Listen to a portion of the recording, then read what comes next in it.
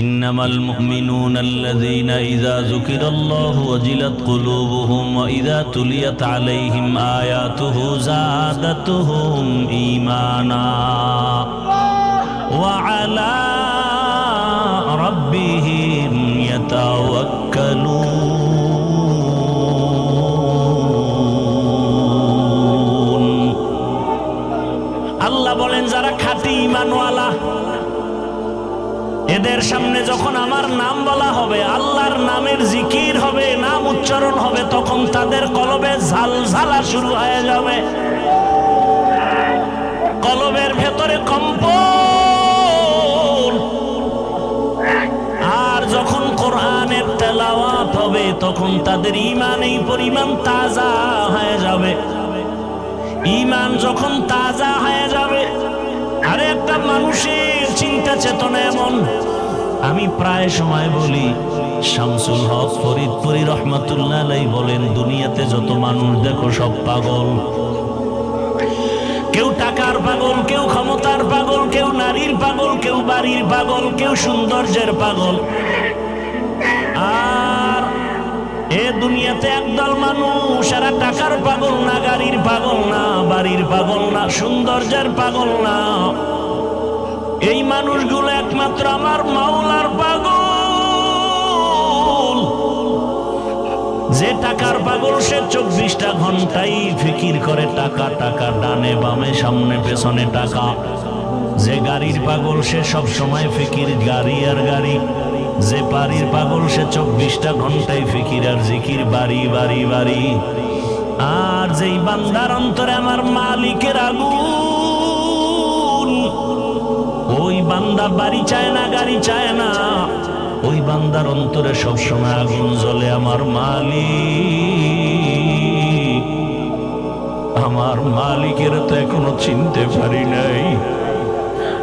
আজ আমি কথা বলি, কত সুন্দর কণ্ঠের আওয়াজ।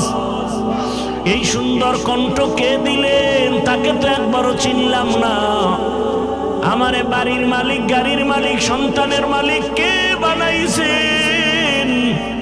বাড়ি চিনলাম, গাড়ি চিনলাম, সন্তান চিনলাম, সব চিনলাম, কিন্তু গাড়ি যে আমাকে মালিক বানাইলেন তারে তো এখনো চিনলাম না।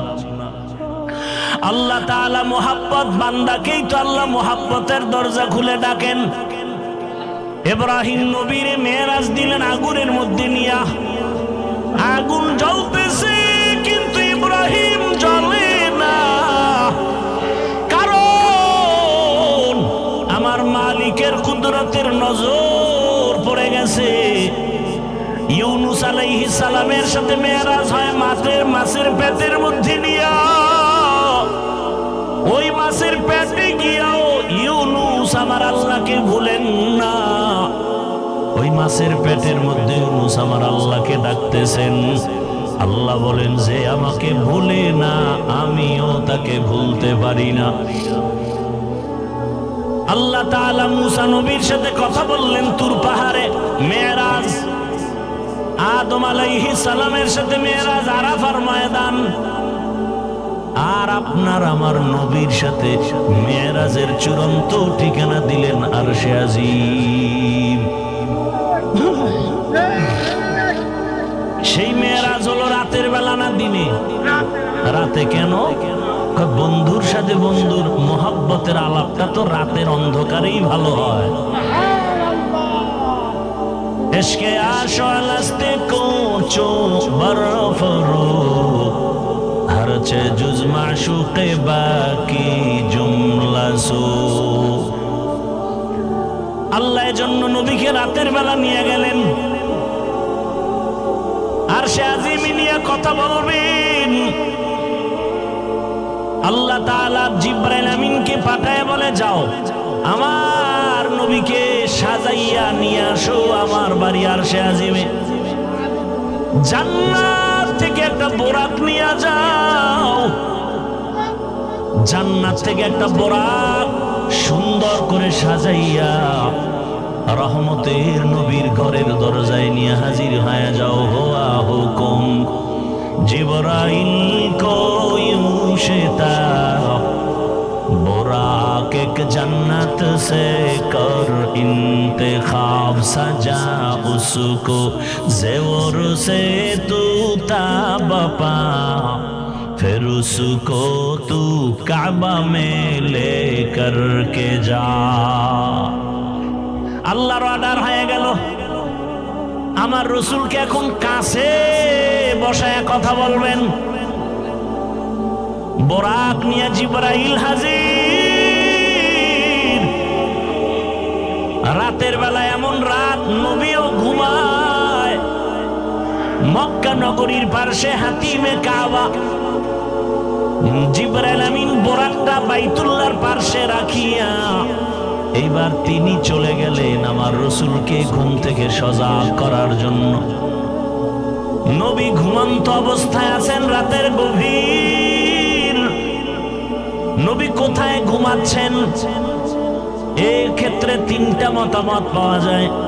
কেউ বলেন নবী হাতিমে কাবায় ঘুমাচ্ছেন, কেউ বলে নবী শিয়াবে আবু তালিবের মধ্যে ঘুমান, কেউ বলেন নবী তার চাচাতো বোন উম্মে হানির ঘরের মধ্যে ঘুমাচ্ছেন।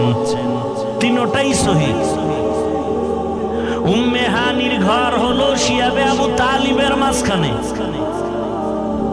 জিবরাইল আমিন নবী তো ঘুমান, ঘরের উপর থেকে ছাদ ছিদ্র করে জিবরাইল ঢুকলেন। দরজা দিয়া ঢুকছে না উপর দিয়া? ছাদ ছিদ্র করে মাঝখান দিয়া ঢুকলেন। জিবরাইল আমিনের 600 নূরের পাখা, রহমতের নবী ঘুমাচ্ছেন। এই মুহূর্তে কোনো আওয়াজ দেওয়া যাবে না। রহমতের নবী ঘুমান, হাত লাগানো যাবে না, মাথায় কোনো টাচ করা যাবে না।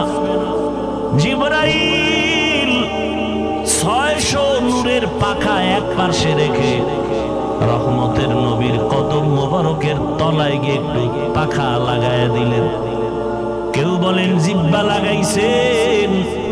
রহমতের নবী সজাগ হয়ে গেলেন, তাকায় দেখে জিবরাইল আমিন সামনে বসা। নবী জিজ্ঞাসা করলেন, ভাই জিবরাইল, এই রাত্রে কেন? আবার তাকায় দেখে উপর থেকে আলো দেখা যায়, ছিদ্র, দরজা আটকানো। বলে আপনি কি দরজা দিয়ে ঢুকেন নাই? কয় না। কোথার থেকে? বলে ছাদ ছিদ্র করে আসছে। উল্টা পথে কেন? আজকে সব ব্যবহার উল্টাই হবে, সব উল্টা হবে। আপনার জন্য এক মহা সুসংবাদ নিয়ে আসছি। আমার আল্লাহ আপনাকে দাওয়াত দিয়েছেন, এখনই রেডি হবেন, আল্লাহর বাড়িতে যেতে হবে। কেমন মজা! এগুলো বুঝবে কে?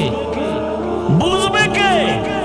তেরা আয়না আলো মে রঙ্গ বু হে, তেরা আয়না আলো মে রঙ্গ বু হে, जिधर दिखता हो